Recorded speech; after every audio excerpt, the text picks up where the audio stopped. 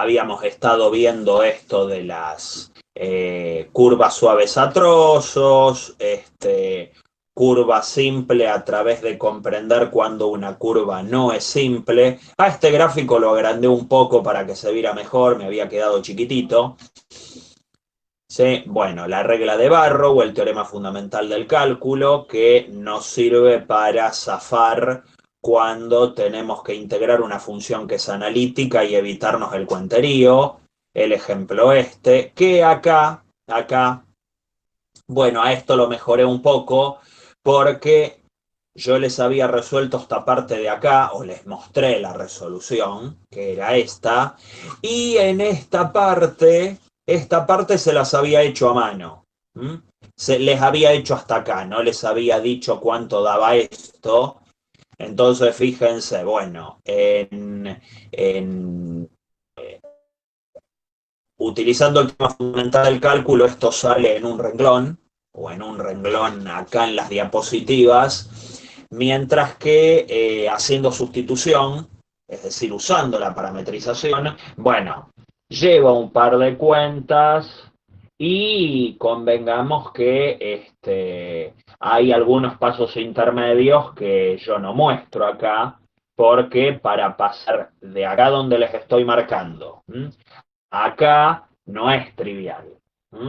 Quizás haya que hacer alguna cuentita, agrupar convenientemente y luego desarrollar esto para transformarlo en esto y juntar términos.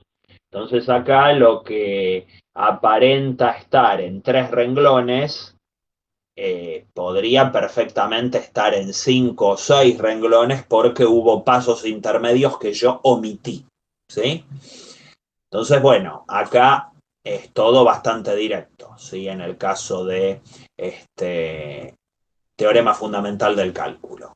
Como la función admite primitiva analítica, porque me di cuenta que es analítica, eso lo cito y en todo caso puedo decir, bueno, es analítica porque es un polinomio, es una trigonométrica, es una exponencial, la puedo integrar directamente y nos queda como si fuera una integral definida de las que utilizábamos en Mate 1.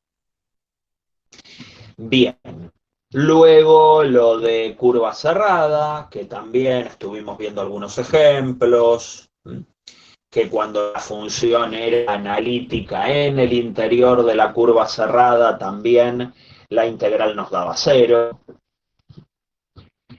Y, bueno, esto con respecto a la orientación, que lo habíamos utilizado en un ejemplo. Nuevamente, bueno, acá tenemos justo una curva orientada de manera positiva, ¿sí? Sentido antihorario. Nuevamente acá usábamos el teorema fundamental del cálculo y nos independizábamos de la curva. Solo miramos el punto de partida y el punto de llegada. Y luego trabajábamos sobre casi la misma curva, orientada de la misma forma, pero le agregábamos orientada de distinta forma, perdón, y le agregábamos este segmento. El problema es que acá teníamos una función que no era analítica, entonces acá sí o sí me tengo que valer de la parametrización, no puedo emplear el teorema fundamental del cálculo. Entonces, bueno, acá resolvíamos que justamente acá también aparecía una cuestión con el tema del signo, porque en la curva correspondiente al segmento rojo que está sobre el eje X y que está, bueno, vamos en contra del sentido del decrecimiento del eje. Entonces, bueno, le tengo que cambiar acá el signo. Y eso se observa cuando resolvemos la integral que pongo abajo el 2 y arriba el 0. Bueno, esto lo habíamos visto que también hacíamos un pequeño cambio de variable para fijar el centro de esa semicircunferencia en 0 en vez de 1 para que la parametrización sea más sencilla. Y nos terminaba dando este resultado. Y luego, bueno, sobre el eje real, cómo cambiábamos la orientación, lo que les dije, poniendo el 2 abajo y el 0 arriba. Y terminábamos llegando a este resultado. Y ahí, bueno, les ponía que al no ser analítica, no puedo utilizar el teorema fundamental del cálculo. Y la integral sobre la curva cerrada no nos da 0, porque, bueno, no es analítica ni sobre la curva, ni sobre el interior de la curva, no es analítica en ningún lado esa función. Así que, bueno, tenemos estas cuestiones sobre las integrales curvilíneas. Y luego habíamos estado viendo un ejemplo donde la función es analítica en casi todos lados, pero no lo era en un punto en el interior de la región delimitada por la curva cerrada C que tenemos definida ahí arriba, que es la circunferencia de radio 1 y centro 0. Y ahí uno observaba una situación que en principio puede parecer un poco extraña, que es que una integral cerrada de una función analítica sobre la curva no nos da 0. Claro, porque la función es analítica sobre la curva, pero no sobre el interior de la curva. Y encima su primitiva, el logaritmo, ya tiene problemas de analiticidad ahí sí sobre la curva. Entonces empiezan a surgir ciertos inconvenientes que nos obligan, en este caso, a usar la parametrización. Así que cuando nos toque resolver una integral cerrada, más allá de que la función nosotros la observemos y la asociemos a una familia de funciones analíticas, chequen también cómo es el dominio interior de la curva. Si la función también es analítica en la región que encierra la curva, no solo sobre la curva. Acá tenemos un punto interior, justamente el centro de esta circunferencia, donde esta función no se puede definir, ¿sí? Porque es el 0 y no puedo dividir por 0. Entonces uno observa que acá, bueno, medio se nos queman los papeles. En realidad no se nos queman los papeles, esto es lógico que ocurra porque la función no es analítica en el disco interior encerrado por esta curva, donde tenemos que integrar. Bueno, y luego habíamos hablado de los residuos, que si bien no es un tema que aparezca en la práctica, pero bueno, lo menciono porque está vinculado a esto que estamos viendo, ¿sí? O sea, como que en cierta forma hablar de los residuos en una integral compleja sirve para clasificar los tipos de problemas de definición que pueden tener ciertas funciones analíticas en el interior de una curva cerrada, donde las integrales curvilíneas cerradas que debieran dar 0, en otros casos, bueno, en este caso no dan 0 y dan un determinado valor que está vinculado a esto que uno llama los residuos. Habíamos analizado tipos de singularidades, ¿sí? De discontinuidades específicas de funciones complejas, donde aparecen las discontinuidades evitables, tal como ocurría en funciones reales, ¿sí? Esas funciones que en cierto lugar de su gráfico tenían un agujerito y luego continuaban igual, que si uno rellenaba ese agujerito completando, poniendo un punto, le daba continuidad a la función, redefinía la función continuamente, y eso lo llamábamos una discontinuidad evitable. Bueno, en este caso, lo que en funciones reales era un agujerito, acá va a ser como una especie de pinchadura, como si imagináramos el gráfico de una función compleja, muchas comillas, porque es algo que ni siquiera podemos imaginar, ¿sí? O graficar, pero lo que tenemos allí es como una especie de pinchadura, un orificio en la continuidad del gráfico de la función, pero bueno, cerca de ese agujerito la función no se va ni a infinito ni nada por el estilo, lo que tenemos es una discontinuidad evitable. Bueno, si hubiera que calcular una integral cerrada que rodee una región que contenga esa discontinuidad evitable, el residuo nos daría cero. Trataría esa discontinuidad evitable como si la función fuera continua. ¿Sí? A eso me refiero. No detecta que hay un agujerito allí.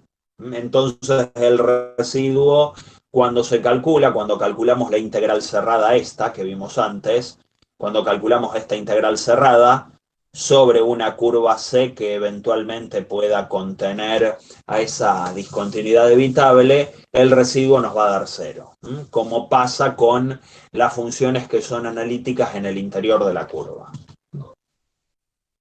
Y luego estaba el caso de los polos, que los polos es una especie de generalización de asíntotas verticales. Lo que llamábamos asíntotas verticales en funciones reales, en funciones complejas las llamamos polos. Y los polos tienen un determinado orden. Ese orden va a venir determinado por esto. Si yo tengo un polo en cierto Z0 para una función f, que es analítica en casi todos lados, lo que llamábamos una función meromorfa, que no es analítica en Z0, porque el límite cuando Z tiende a Z0 de esa función tiende a infinito.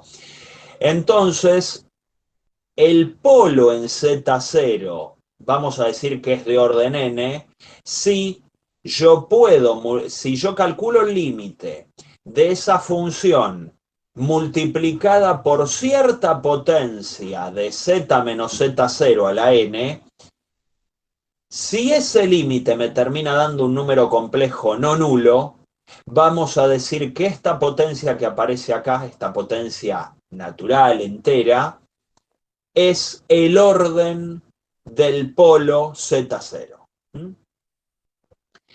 Esto es fácil de pensar cuando f es una función racional. Si f es una función racional, en el denominador va a tener un polinomio. Y ese polinomio quizás tenga alguna raíz en Z0. Bueno, si esa raíz en Z0 es de orden n, al multiplicar por este término, ese factor se va a cancelar. Este término se va a cancelar perfectamente con el término en el denominador que sea la forma factorizada del polinomio que tenemos en el denominador y que también va a tener un z menos z0 a la n. Y ahí habremos salvado la indeterminación, que sería de la forma 0 sobre 0, y eso nos daría un límite finito y no nulo. Y acá hay una manera alternativa de calcular ese residuo a través de un límite, zafando de calcular la integral. Bueno, hay que ver si es menos cuentoso esto que calcular la integral, pero bueno, eso va a depender de la función que estemos analizando, ¿sí? Así que bueno, más o menos habíamos llegado a este punto la vez pasada.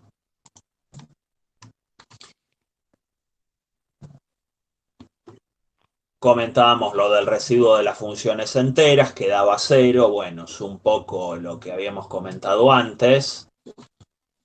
Y había que arrancar con ciertas cuestiones de conjuntos para poder trabajar con situaciones donde eventualmente podía aparecer una singularidad en el interior de un determinado conjunto cuya frontera fuera la curva sobre la cual tengo que calcular la integral cerrada. Bueno, con esto arrancamos hoy. Y arrancamos con una serie de definiciones acerca de conjuntos conexos. Hay algunos resultados que requieren de que estemos trabajando sobre conjuntos conexos. ¿Pero a qué nos referimos con conjuntos conexos? ¿Qué es eso? Bueno, acá tenemos ejemplos. Es decir, un conjunto omega en el plano complejo se dice simplemente conexo si dados dos números complejos en ese conjunto, el segmento que los une también está incluido en el conjunto. Y un ejemplo clásico es un cuadrado, o un cuadrilátero. Esto no es un cuadrado perfecto. También puede ser una circunferencia, una semicircunferencia, una elipse. Esos son conjuntos simplemente conexos. Vos agarrás un punto por acá, otro punto por acá, y el segmento que los une también está metido en ese conjunto. ¿Sí? O sea, cualquier polígono regular, circunferencia, semiplano, región encerrada por una parábola, son conjuntos conexos, simplemente conexos. ¿Sí? Ahora, bueno, puede ser que eso no se verifique en todos los casos y que tengamos un conjunto conexo a secas. Un conjunto conexo a secas se diferencia del simplemente conexo cuando dados dos elementos en ese conjunto, yo los puedo unir a través de una poligonal íntegramente incluida en el conjunto. ¿Por qué este conjunto no es simplemente conexo como le pasa al conjunto A? Bueno, porque el conjunto A le basta con una poligonal que sea un segmento. O sea, la poligonal más simple. Dados dos puntos, yo los puedo unir por un tramo de recta. Acá eso no pasa. Yo no puedo agarrar dos puntos y unirlos por un segmento que esté metido dentro del conjunto. Porque si yo agarro un punto por acá donde tengo la manito y otro punto por acá, el segmento que los una se va a salir afuera del conjunto B. ¿Sí? Entonces ese simplemente conexo no va a ser. Pero yo puedo tomar una poligonal así, metida dentro de B, y otra, digamos, un segmento así, y otro segmento así, y ahí los habré unido. ¿Sí? Entonces si tengo un punto por acá, imagínense un punto que esté acá en este pico, y el punto que esté en este otro pico. ¿Cómo hago para unirlos? Bueno, tomo este segmento en el borde, tomo este segmento y los uní. Pero claro, no es un único segmento, porque el segmento que los une está afuera del conjunto B. Me tengo que valer de uniones de segmentos que forman una poligonal. Bueno, ahí tenemos un conjunto conexo a secas. Puedo conectar dos puntos cualesquiera en el conjunto a través de poligonales. Luego tenemos el concepto de múltiplemente conexo, donde yo puedo unir dos puntos cualesquiera del conjunto por alguna curva simple. Alguna curva simple, acuérdense, alguna curva que no se cruzaba a sí misma.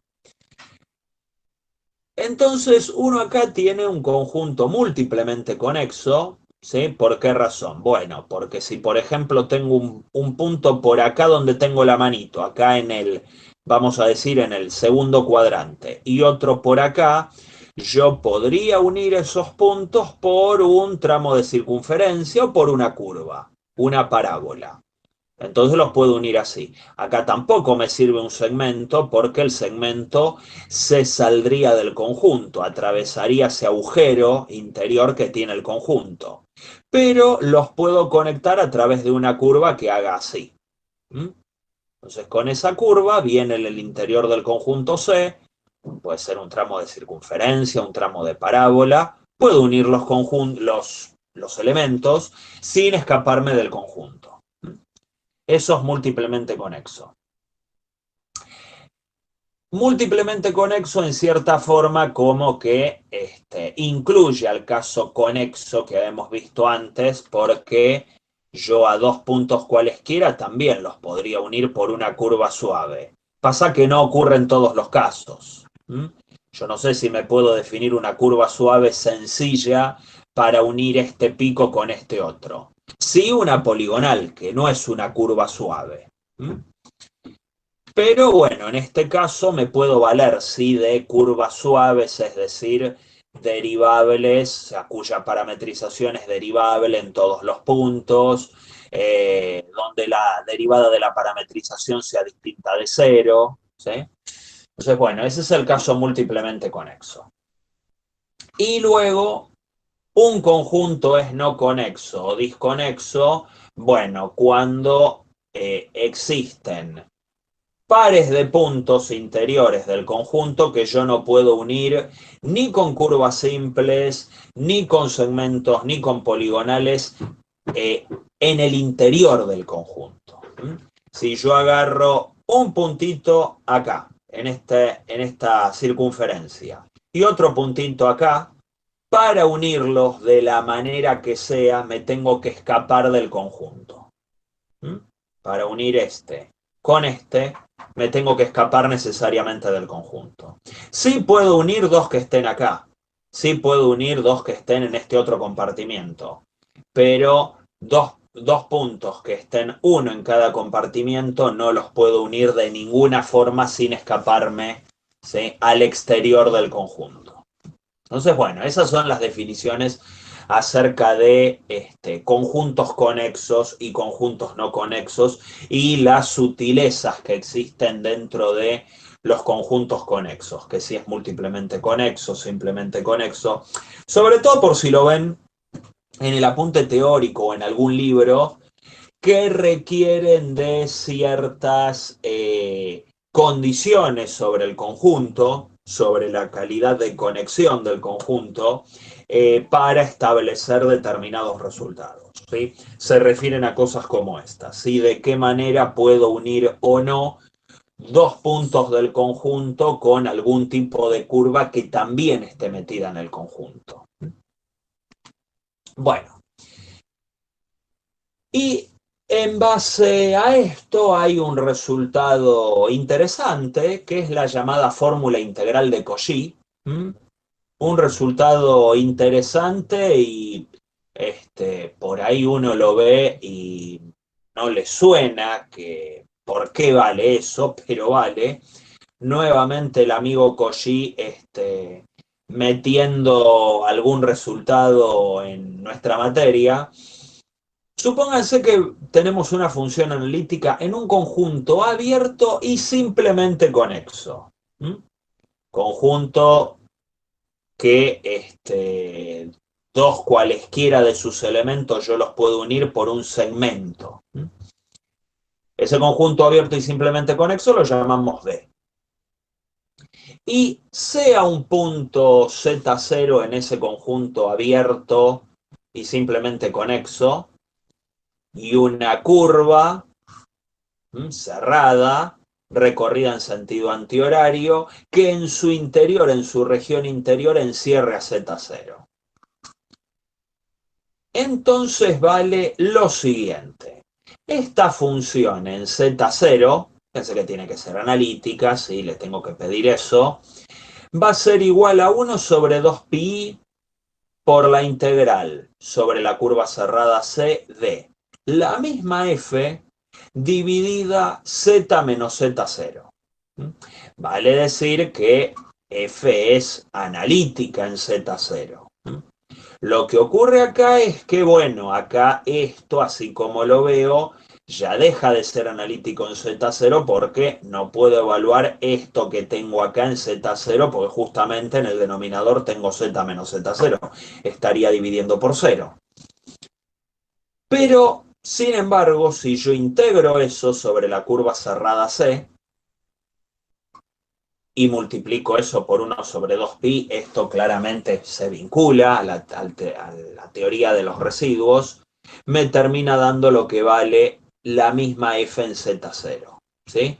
Es un resultado, no me acuerdo en qué parte de la práctica aparecía. Bueno, por acá tengo los apuntes, si bien son del cuatripasado, son apuntes medio viejos. Creo que aparecía el resultado de la integral de Cauchy, ¿sí? La fórmula integral de Cauchy, ¿sí? En algún lado me pareció haberlo visto. Pero bueno, esto por si aparece mencionado en algún lugar, ¿sí? Bien, bueno. Y este teorema que sí aparece en el apunte teórico y que es importante, es el llamado teorema de Cauchy-Boursat, que lo vamos a usar bastante. Supongamos que tenemos una curva cerrada nuevamente, simple, suave a trozos, orientada positivamente, y R su región interior, la región que esta curva encierra y es frontera. Si tenemos una función que es analítica sobre la curva y sobre la región interior encerrada por esta, entonces ahí sí podemos decir que la integral da cero. Esto un poco cierra toda la idea de lo que estuvimos viendo antes y qué pasa si hay una discontinuidad en el interior y que si es entera ya valía cero y si la discontinuidad era evitable también valía cero, pero que si había algún tipo de polo, entonces ya ahí, bueno, esto no valía. Bueno, y es ahí donde aparece la cuestión de los residuos, que se vincula a este teorema de Cauchy-Boursat. El teorema de los residuos lo que nos dice es que si vos tenés una función analítica, salvo en cierto conjunto numerable de singularidades, lo que habíamos comentado la vez pasada que denominábamos una función meromorfa, tenemos un conjunto S de, bueno, determinados números complejos donde la función pierde analiticidad o directamente la función no está definida. Y consideremos una curva cerrada dentro del dominio de analiticidad F, ¿sí? O sea, ya con esto estoy diciendo que ninguno de estos puntos está sobre la curva C, orientada positivamente y que encierra una región interior, nuevamente, como pasaba con Cauchy-Boursat. Entonces, la integral cerrada sobre esta curva, yo la puedo escribir como 2pi por i por la suma de todos los residuos de f sobre singularidades que estén dentro de la región R. ¿Sí? Entonces, igual ahora vamos a ver un ejemplo, pero esta integral se puede calcular de manera alternativa, no sé si más sencilla, pero de manera alternativa, como suma de residuos formados por puntos que no estén en el dominio de definición de la F. ¿Sí? Sobre todo lo que nos van a interesar son singularidades del tipo polos, no singularidades de tipo discontinuidad evitable, sino polos donde, bueno, la función tiene problemas de definición serios y es allí donde los residuos adquieren cierta relevancia. ¿Sí? Vamos a ver algunos ejemplos donde, por ejemplo, a ver, nosotros acá tenemos una función que en principio parece tener 5 singularidades, z1, 2, 3, 4 y 5, pero la curva C es esta que está acá. No hay ninguna singularidad sobre la curva, que es lo que necesitamos como hipótesis. Y la región R es esta región interior a la curva C. Si yo quisiera calcular la integral cerrada sobre la curva C de esta función f, entonces eso va a ser igual a 2pi por i por el residuo de f en Z2 más el residuo de f en Z3, que son de todas las singularidades las únicas que están encerradas por la curva C. Las de afuera no me importan, ¿sí? Yo miro solo las que están encerradas por la curva C. Entonces, el teorema de Cauchy-Boursat lo que nos permite hacer es, en cierta forma, aislar estas singularidades y calcular esta integral de una manera más sencilla. Es decir, tomo circunferencias alrededor de cada singularidad y calculo los residuos allí. Eso va a dar lo mismo que calcular la integral sobre la curva cerrada C, que vaya uno a saber la forma que tenga C o la parametrización que tenga C, que quizás sea muy complicada. Entonces las cuentas se tornen muy engorrosas. Es mucho más fácil definir circunferencias con centro en cada singularidad y luego sumar esas esas integrales, ¿sí? Vamos a ver un caso práctico para que esto se entienda mejor, ¿sí? Para no andar hablando en el aire. Supongamos que queremos calcular esa integral que aparece allí, ¿sí?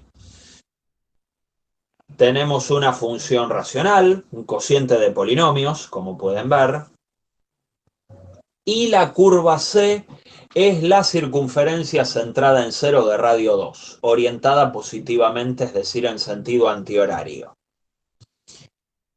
Notemos que f es analítica, es un cociente de polinomios en el subconjunto formado por todo el pleno complejo menos el 0 y el 1. 0 porque me anula este término, z cuadrado, y 1 porque me anula este otro término, z menos 1. Observen, y acá quizás se entienda un poco mejor lo que es el orden de un polo, tiene un polo de orden 2 en 0, porque si yo a esta función la multiplico por z cuadrado, se me cancela este término, y ya en el límite de z cuadrado por esta función, para z tendiendo a 0, ya dejaría de ser infinito, ¿sí? Entonces, por esa razón tenemos un polo de orden 2 en z0 y un polo de orden 1 en z1. Ustedes pueden decir, bueno, el orden de los polos acá coincide con la potencia de los términos que tenés en el denominador. Sí, es una manera fácil de verlo, pero es ni más ni menos que eso. Eso indica el orden del polo. En este caso, hay otras situaciones donde nos tenemos que valer de otra teoría para darnos cuenta de eso. No es tan fácil de ver, pero acá se ve fácil. Y tanto el 0 como el 1 están en el interior de esta circunferencia. Lo que voy a hacer ahora es observar gráficamente las curvas involucradas y cómo quedan planteados los cálculos según el teorema de residuos. Y acá viene el interés del teorema de residuos. La curva sobre la cual nosotros tendríamos que calcular la integral es esta roja de acá, la circunferencia de radio 2 centrada en 0. Pero en lugar de hacer todo ese cálculo, yo lo que hago es trazar circunferencias más chiquititas que aíslen a cada polo, a cada singularidad en el interior de la región delimitada por la curva C, y calcular esas integrales curvilíneas allí, centradas en cada singularidad, y ahí voy a obtener lo que llamamos los residuos. Entonces, las consecuencias del teorema de Cauchy-Boursat que se aplican al teorema de residuos son estas. Da lo mismo calcular la integral sobre la curva roja más grande que calcular las integrales sobre estas curvitas más chiquititas, la verde y la azul, centradas en cada singularidad. van a dar lo mismo, y sumarlas, obviamente, sumar esta más esta.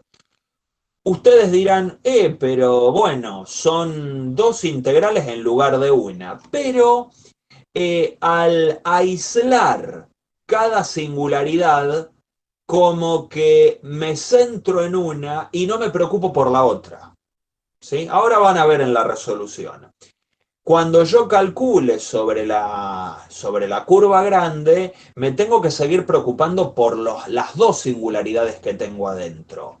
Al aislar cada una, como que me preocupo por esa, saco el resultado para esa, la otra no me importa porque en esta circunferencia el término que se anula en uno no corta ni pincha. Y sobre esta otra circunferencia, el término que se anula en cero, ¿sí? Este z cuadrado, tampoco me preocupa acá. ¿Sí? Entonces, lo que yo propongo es dos formas de calcular los residuos. ¿Mm? Primero acá, bueno, me tengo que valer de un método, fracciones simples. Supongo que habrán estado viendo los videos de repaso de integrales, ¿sí? Como para analizar esto. No sé, creo que Lucas querías decir algo, o no sé si habilitaste. Sí, profe, un Sí. compañero quiere entrar, que se quedó Ah, dormido. perfecto, perfecto. Ok, a ver que antes de resolver. Ahí está. Ah, son varios compañeros. Ahí está. Bueno, perfecto. Bien, volvamos a las diapos. Entonces, bueno, acá lo que estoy haciendo es simplemente fracciones simples, que es uno de los métodos que supongo habrán visto en Mate 1. Gente que no lo haya visto, avíseme. En todo caso, si quieren, les puedo compartir en el campus algunos videos de Mate 1 sobre repaso de estos métodos de integración. Por ahí lo que, no sé, no me acuerdo ahora los que están compartidos en el campus actualmente, quizás, bueno, no estén todos los métodos y algunos se nos haya escapado para no poner tantos videos de repaso, ¿sí? Pero lo que hago acá es simplemente, bueno, resolver por fracciones simples, ¿sí? Es decir, bueno, separo esta expresión en fracciones simples, que, bueno, hacíamos esto, ¿sí? No sé si se acuerdan, si quieren y alguien no se acuerda que me diga, o si directamente este método directamente no lo han visto, avísenme, ¿sí? Lo que hacíamos era esto, ¿sí? Si tengo z menos 1 por z cuadrado en el denominador, entonces hago una suma de fracciones simples, ¿sí? Fracción simple me refiero a que en el denominador no aparezcan productos de términos que se anulen en dos lugares diferentes, ¿sí? Que sean términos lineales o términos cuadráticos pero con raíz doble. Y si hubiera términos cúbicos, cuartos, quintos, lo que sea, que todos tengan raíz única. ¿Sí? Entonces, bueno, en fracciones simples nos aparece, si reagrupamos esto así, y lo que tenemos que buscar son quiénes son los términos A, B y C, tales que se verifica esta igualdad. Que esto que está en el extremo derecho sea igual a lo que teníamos, a nuestra función inicial, ¿sí?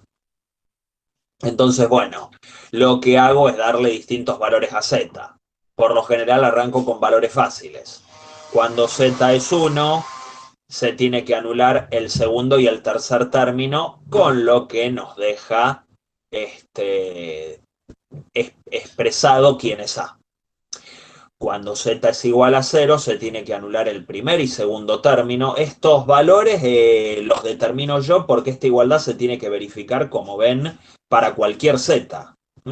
Entonces, como esto vale para cualquier z, en particular tiene que valer para ciertos valores de z fáciles que me anulen términos en esta expresión.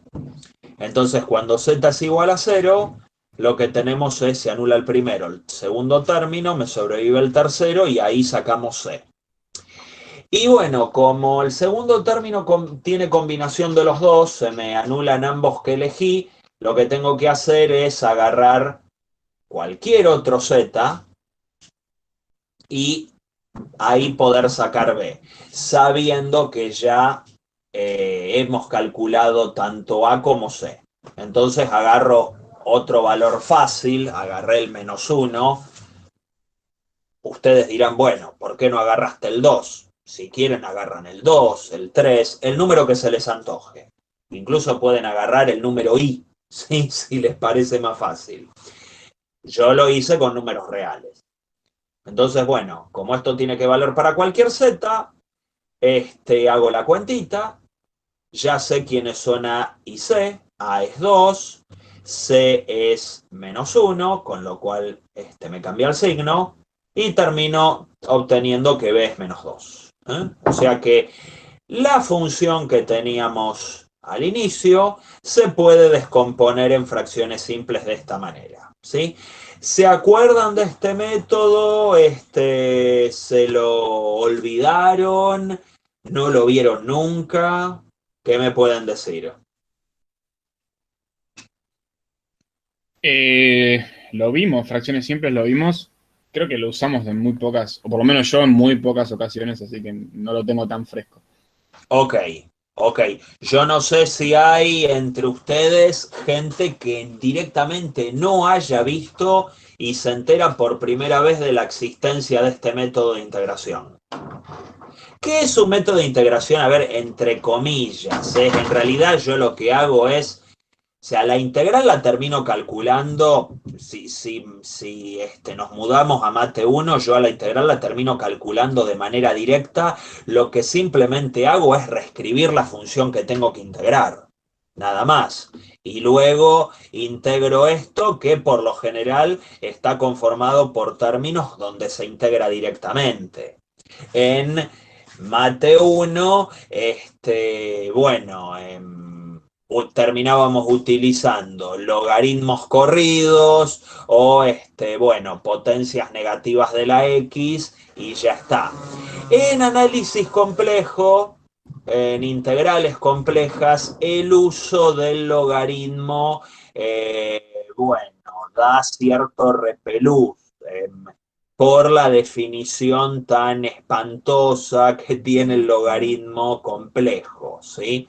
Entonces yo acá evito utilizar que la primitiva de este tipo de funciones homográficas es el logaritmo complejo de algo, ¿sí? Van a ver que yo en todas las diapositivas, en estas resoluciones, incluso en el apunte teórico, van a ver que en ningún momento aparece el logaritmo, ¿sí? En ningún momento aparece el logaritmo como primitiva de este tipo de funciones. Lo comento porque, entre otros detalles de color de aquel trabajo práctico número 3 del cuatrimestre pasado, donde había resoluciones kilométricas, otro condimento picantito que le agregaron algunos alumnos al cálculo de integrales es hacer aparecer de manera temeraria, empleando regla de Barrow y teorema fundamental del cálculo, bueno, primitivas de este tipo de funciones como logaritmos, a los cuales tenían que evaluar en números complejos. Y no habíamos ahondado mucho en el empleo del logaritmo en esos casos, y además, si se me permite, uno puede evitar usar esa función, ¿sí? En los cálculos que estamos viendo. Ya van a ver cómo. Aplicamos fracciones simples, como pudieron ver, ya tenemos reescrita la función de una manera alternativa, y lo que hacemos es esto. Digo, bueno, a ver, Yo en lugar de calcular la integral sobre la circunferencia grandota de radio 2, sobre esta, me calculo los residuos sobre estas circunferencias chiquititas que aíslan a cada singularidad. Entonces lo que hago es tomar una circunferencia de centros en el cero, una de las singularidades, y radio R, ya vamos a ver quién es R. Y otra circunferencia de radio 1, de radio R, perdón, centrada en 1. R es un numerito lo suficientemente pequeño que haga que efectivamente estas, digamos, que estas circunferencias solamente encierren a la singularidad que estoy analizando, ¿sí? O sea, no voy a tomar una circunferencia de radio 4 centrada en 1. ¿Por qué? Porque la circunferencia de radio 4 centrada en 1 me va a agarrar la otra singularidad y es lo que yo no quiero. Entonces agarro una circunferencia lo suficientemente chiquita, que puede ser, qué sé yo, un medio, un cuarto, ¿sí? Un décimo. R es un número que ustedes pueden regular porque en ese sentido el teorema de los residuos me permite cierta libertad de elección, ¿sí? Ahora que estamos todos tan preocupados por la libertad, ¿sí? O algunos, que hasta protestan por ello, podemos elegir algunos valores de R lo suficientemente pequeños como para que esta circunferencia no se asolape a esta otra y mucho menos no agarre la otra singularidad, que es justamente lo que quiero evitar, porque eso es lo que le pasa a esta circunferencia grande. Entonces yo lo que hago es aislar cada singularidad. Y la ventaja que tiene esto es que el R medio como que lo puedo elegir yo lo suficientemente chico. Positivo, pero chiquitito. Entonces, ¿qué hago? Bueno, calculo el residuo de la función en cero y aplico la definición, que era 1 sobre 2pi por la integral cerrada de la función sobre la curva centrada en cero. Entonces, ¿qué es lo que ocurre? Y acá aparece el hecho de por qué hice fracciones simples. ¿Por qué taché esta función? ¿Por qué taché este término de acá? ¿Qué resultado previo estoy utilizando que me habilita para decir que este término vale 0 y anularlo y cancelarlo? A ver si se dan cuenta.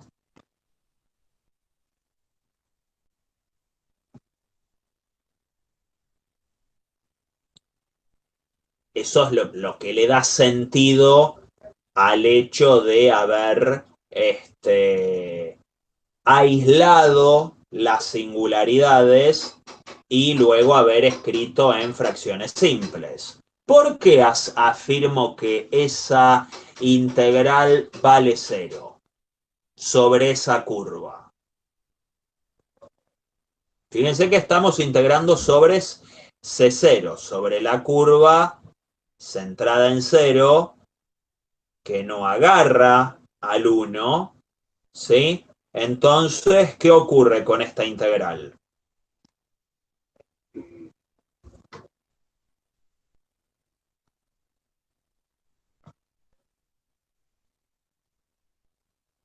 ¿Se dan cuenta o no?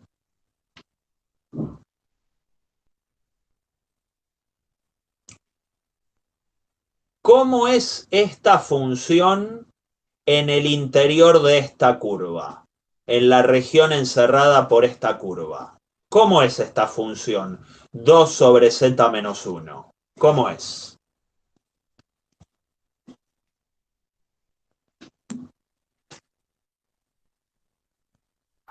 ¿Qué es una recta, profe?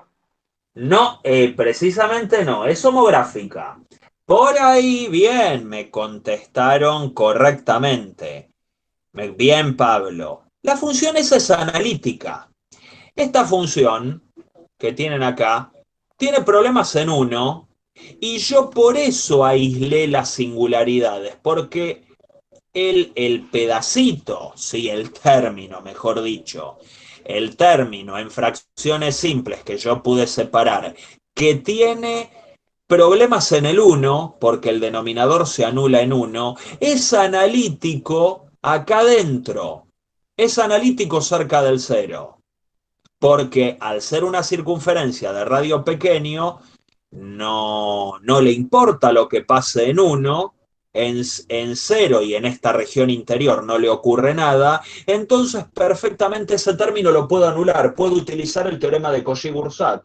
Decir, bueno, esta función es analítica en el interior de esta curva centrada en 0. Circunferencia centrada en 0 de radio pequeño. Entonces ya es una integral menos que tengo que calcular. ¿Se entiende el sentido de por qué vale la pena, valió la pena en este caso separar en fracciones simples y aislar a las singularidades? ¿Se entiende?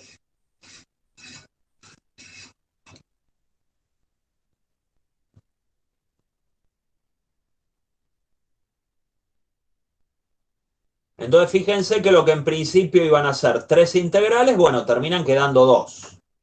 Entonces recién ahí para esas 2 es donde parametrizo, uso bueno, la parametrización de la circunferencia de radio R, que se parametriza de una manera fácil, y hago los cambios de variable.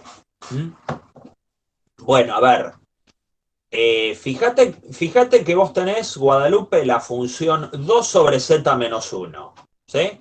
La función 2 sobre z menos 1. Y yo estoy analizando qué es lo que le pasa a la función 2 sobre z menos 1 en una circunferencia chiquitita centrada en 0. Esa función es analítica en el interior de esta circunferencia y sobre esta circunferencia si el radio que tomás es lo suficientemente pequeño, con la ventaja de que ese radio lo podés elegir vos. ¿Sí? Entonces es analítica. Y ¿cuánto daba, según Cauchy-Boursat, la integral de una función analítica en el borde y en el interior de la curva cerrada? Daba 0. Por eso se cancela ese término. 1 sobre z menos 1, ¿sí? O 2 sobre z menos 1, perdón. La función 2 sobre z menos 1 tiene problemas en 1, pero el 1 le queda lejos. El 1 no está metido en esta región. Entonces esa función es analítica sobre la curva y sobre el interior de la curva. Por Cauchy-Boursat, esa integral cerrada tiene que dar 0. ¿Sí? ¿Qué es lo que estoy utilizando acá? Cauchy-Boursat. Me sobreviven estos dos términos. Bueno, ¿por qué? Porque acá en el interior de la curva esta, sí tenés problemas porque tenés una singularidad en 0 y estas dos funciones tienen polos en 0. Esta tiene un polo de orden 1 y esta tiene un polo de orden 2 en 0. Entonces, ¿qué hago? Bueno, parametrizo la curva, calculo, ¿sí? Fíjense que uso la sustitución que vimos al principio. Hacemos la cuenta y nos queda que esta primera integral da 4i por pi y la segunda nos termina dando 0. ¿Sí? Esta otra termina dando 0. ¿Sí? Si siguen la cuenta. Entonces el residuo de f en 0 vale menos 2. ¿Sí? Aplico la fórmula del residuo tal como vimos antes. Bien. Hago lo mismo ahora para el 1. Para el 1, observen que también me sirvió la descomposición en fracciones simples, porque ahora, como estoy tomando una circunferencia chiquitita centrada en 1, 2 sobre z y 1 sobre z cuadrado son analíticas en esa circunferencia. En esa circunferencia, en el interior de la circunferencia, porque está centrada en 1 y no agarra al 0. Entonces, por Cauchy-Boursat, estas integrales valen 0. Solamente sobrevive la que tiene problemas en el 1. Nuevamente hago la parametrización, de la circunferencia centrada en 1 de radio pequeño. Me aparece esto. Y otra vez el residuo de la función en 1 me termina dando 2. Bueno, entonces acá lo que hago es lo mismo, pero utilizando el cálculo de residuos a través de límites, que era esto a lo que me refería. Como el 1 es un polo de orden 1, entonces basta con multiplicar a la función por z menos 1 y pueden usar L'Hopital acá si lo prefieren, terminan obteniendo el resultado que es 2, que era lo mismo que nos había dado antes. Y para 0 algo parecido, solo que para el cálculo del residuo lo que tengo que hacer es multiplicar por z cuadrado, porque 0 es un polo de orden 2. Nos termina quedando esta expresión y lo que tengo que hacer es derivarlo para calcular el límite y obtener la fórmula del residuo alternativa a través de límites. Bueno, entonces, usando el teorema de residuos, justamente da la casualidad que se cancelan los valores de los residuos y esta integral me termina dando 0. ¿Sí? Pero bueno, esta es la manera de zafar en el caso en que la región interior a la curva cerrada, sobre la cual estoy trazando mi integral curvilínea, tenga ciertas singularidades. ¿Sí? Lo que tenemos que hacer es esto. Aíslo las singularidades, trazo circunferencias de radio pequeño con centro en cada una de esas singularidades y, parametrizo, hago el cambio de variable, si se quiere, la forma más cuentosa, por así llamarlo, y con eso me termina quedando el valor de la integral, ¿sí? Como la suma de todas esas integrales sobre cada una de las singularidades. Eso es lo que damos en llamar el teorema de los residuos. Por lo general, por lo que se ve en la materia, no van a tener casos donde aparezcan muchas singularidades en la región interior a la curva. Por lo que se ven los ejercicios, como mucho van a tener situaciones donde la región interior tiene una única singularidad. Bueno, entonces lo que hacen allí es, en lugar de trabajar con una curva que quizás sea la curva que les propone el ejercicio, que quizás no esté centrada en la singularidad, o que quizás sea una curva de parametrización muy fea, bueno, lo que hacen es simplemente agarrar un círculo lo suficientemente chiquitito, sí centrado en la singularidad, y donde la función obviamente sea analítica, y directamente calcular la integral allí. Eso es lo que menciona un poco este ejemplo que está acá. Observen que en este caso tenemos una curva C, es un triángulo suave a trozos, es decir, bueno, el triángulo es la región que encierra esa trayectoria, y nuevamente tenemos una función racional. Una función racional. ¿Qué es lo que ocurre? Bueno, esta función racional tiene polos en I y en -1. ¿De qué orden es el polo en -1 de esta función?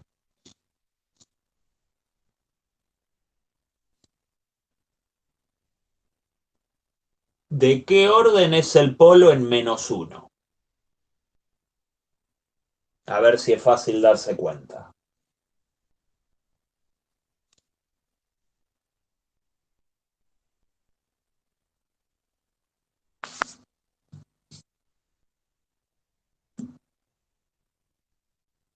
¿Se puede ver?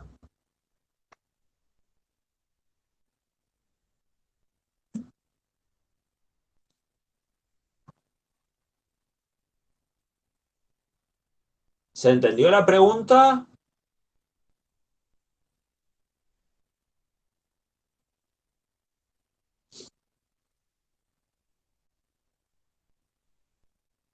Cinco, claro, está explícito, ¿sí? Si yo multiplico esta función por z más 1 a la quinta y calculo el límite para z tendiendo a 5, se me cancela arriba y abajo este término z más 1 a la quinta y ese límite me termina dando un número complejo no nulo. Es un polo de orden 5. ¿Y el polo en i de qué orden es?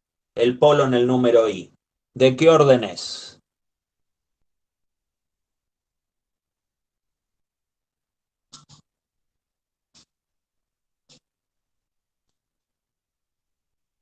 Tres.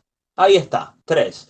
En funciones racionales, sobre todo cuando el denominador está factorizado, es fácil darse cuenta, ¿sí? El orden de multiplicidad, la potencia que aparece en cada uno de los factores, me indica el orden como polo, ¿sí? Que son, bueno, todas las raíces del denominador. Bien, bueno. Tenemos esa curva, ¿sí? Y bueno, nos piden calcular la integral curvilínea sobre esa curva cerrada. ¿Qué es lo que harían? ¿Qué se les ocurriría hacer para no utilizar, que también lo podrían hacer, pero apelando a Cauchy-Grosset, teorema de los residuos, ¿de qué manera alternativa podríamos calcular esa integral curvilínea que está allí? ¿Qué podríamos hacer? Es decir, en lugar de andar parametrizando cada cacho del segmento y luego sumar, ¿sí?, todas las integrales esas, ¿qué otra cosa se podría utilizar empleando los conceptos vistos hoy?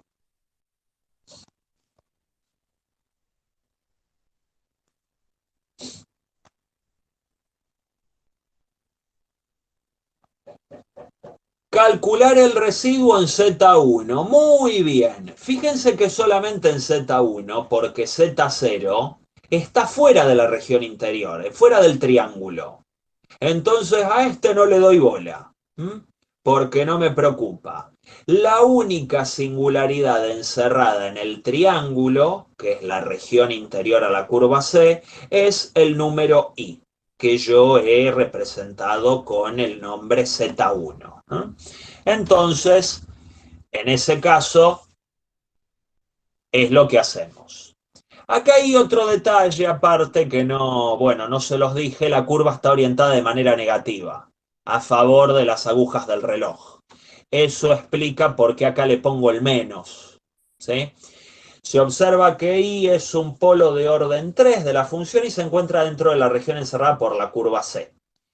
Otro polo es menos 1 de orden 5 fuera de la región interior, así que lo ignoramos.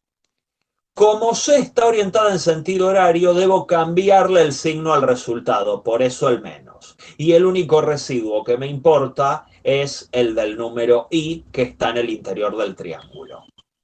Entonces, bueno, acá hacemos algunas cuentitas y lo que decidí hacer es utilizar la fórmula del residuo a través del límite. Es decir, bueno,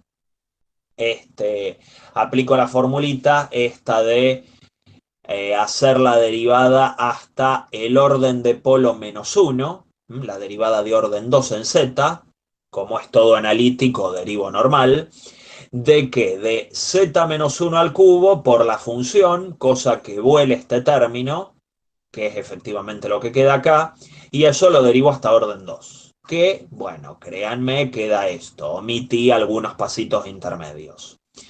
Y bueno, eso cuando el límite tiende a 1, me termina dando este número complejo que está acá. Así que simplemente multiplico eso por menos 2pi y me termina dando este resultado. ¿Sí? Se supone, si quieren hacer la prueba, que si parametrizan cada lado de ese triángulo, calculan a mano sobre cada lado de ese triángulo estas integrales y las terminan sumando, les tendría que dar lo mismo que aparece acá. ¿Sí? Pero bueno, eso habría que hacer la prueba. También daría lo mismo si en lugar de calcular el residuo así, lo calculan de manera alternativa empleando la integral cerrada, ¿sí? La integral cerrada sobre una circunferencia que solo encierre al número y centrada en i, que sería lo ideal. Un detalle es que no hace falta que la circunferencia esté completamente metida dentro de la región interior. Muchas veces es más cómodo verlo así, pero perfectamente yo podría tomar una circunferencia un poco más grande, que solamente encierre a la única singularidad i en el medio, pero que no agarre a la otra. ¿Sí? Y sobre esa circunferencia, por más que no esté toda metida dentro del triángulo, la integral tendría que dar lo mismo porque involucra a una única singularidad, que es el número i, que va a estar en el centro. La idea es que la circunferencia que ustedes tomen no agarre, no agregue singularidades nuevas. Tienen que poder aislar a esa singularidad y calcular el residuo allí. Si toman una circunferencia demasiado grande que les agarre otra singularidad y no se dieron cuenta, bueno, el resultado, ojo, que puede estar erróneo, ¿sí? Les va a quedar mal. Así que ojo con esas cuestiones. Bueno, y ahí tienen algunas consideraciones finales o si se quiere algún resumen de todo lo que estuvimos viendo hasta ahora de integrales curvilíneas, de integrales complejas, mejor dicho, que podría decirles, ya el tema está bastante cerradito, ¿sí? El viernes veo de darles algunas cositas más, algunos comentarios extra, pero como que el tema 3 ya lo tenemos bastante cocinadito. Algunos comentarios finales, a modo de resumen. Cuando nos toque calcular una integral compleja así, siempre puedo calcularla haciendo el cambio de variable a través de la parametrización. Siempre puedo hacer eso. Pero bueno, si la curva C es cerrada, entonces puede ser que la función f sea analítica sobre todo el conjunto interior, entonces sabíamos que por Cauchy-Goursat esa integral valía 0.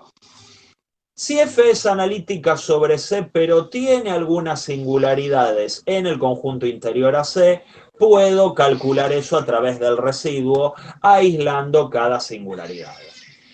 Y si la curva C no es cerrada y une los números complejos W0 con W1, en el caso analítico puedo utilizar una primitiva de f. Ahí es donde utilizamos el teorema fundamental del cálculo, ¿sí? Esto como que encierra, resume, por así decir, lo principal de integración compleja.